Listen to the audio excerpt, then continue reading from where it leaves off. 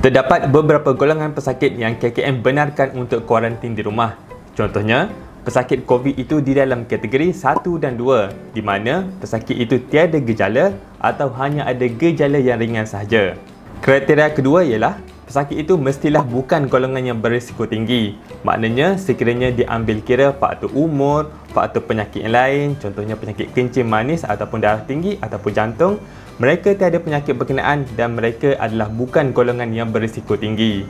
Kriteria ketiga iaitu kena ada penjaga yang sesuai.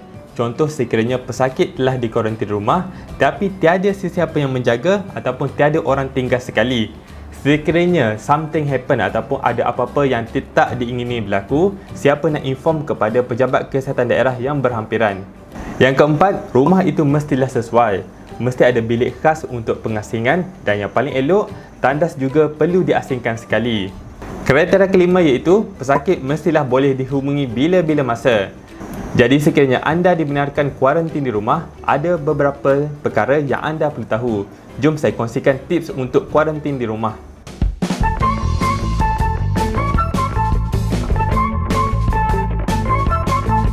Assalamualaikum warahmatullahi taala wabarakatuh. Bersama saya Dr. Ikram. Pada video kali ini, saya akan kongsikan tips bagi mereka yang kuarantin sendiri di rumah, iaitu bagi pesakit yang positif COVID-19.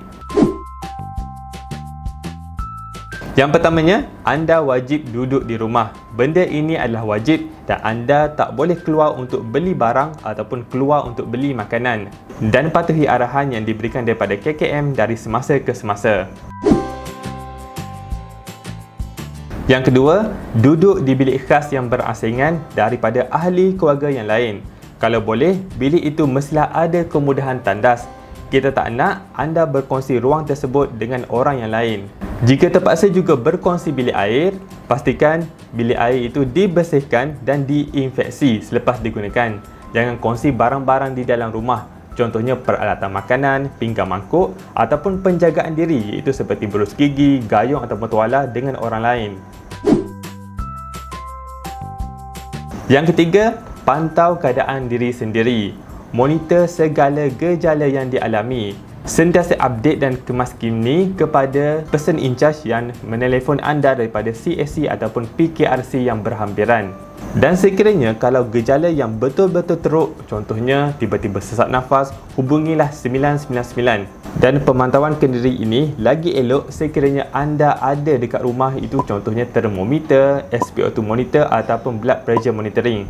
Data daripada device ini amat berguna untuk diupdate ataupun kemaskini kepada doktor yang menghubungi anda nanti. Yang keempat, jagalah diri elok-elok. Rehat betul-betul semasa anda berkuarantin. Keep hydrated, minum air banyak-banyak. Dan pastikan makanan yang anda makan seharian itu cukup dengan segala nutrien. Contohnya cukup dengan protein, karbohidrat dan juga lemak. Dan juga perlukan sayur-sayuran kerana sayur-sayuran ini akan provide vitamin dan juga garam mineral. Benda-benda ini semua sedikit sebanyak akan membantu untuk pemulihan dan recovery anda. Yang kelima, anda kena kerap cuci tangan. Walaupun anda berasingan di dalam bilik, anda perlu kerap mencuci tangan. Sebab kadang-kadang anda terpaksa juga memegang tombol pintu ataupun menghantar pinggan mangkuk yang telah digunakan. Jadi, cuba minimalkan risiko transmission dengan sentiasa mencuci tangan. Yang keenam, sentiasa pakai pelitup muka dan jarakkan 1 meter daripada orang yang lain. Kalau boleh, jangan jumpa langsung ataupun elakkan jumpa dengan ahli serumah ataupun ahli keluarga yang lain. Kurangkan kontak dengan mereka. Kita tak nak mereka yang lain itu positif disebabkan kita. Dan saya nak pesan, sekiranya anda batuk, ada etika batuk yang perlu dipatuhi. Jangan batuk dan bersin di tempat yang terbuka di dalam rumah. Kerana air droplet daripada batuk anda tadi mungkin tersebar di dalam rumah. Dan yang terbaik, cuba cover batuk anda dengan menggunakan siku. Saya rasa itu sahaja video saya kali ini berkenaan tips bagaimana anda berkuarantin di rumah. Sekiranya anda rasa video ini bermanfaat dan berguna untuk anda boleh tekan like kepada video ini dan subscribe kepada channel ini. Last sekali saya ucapkan terima kasih kerana menonton. Assalamualaikum.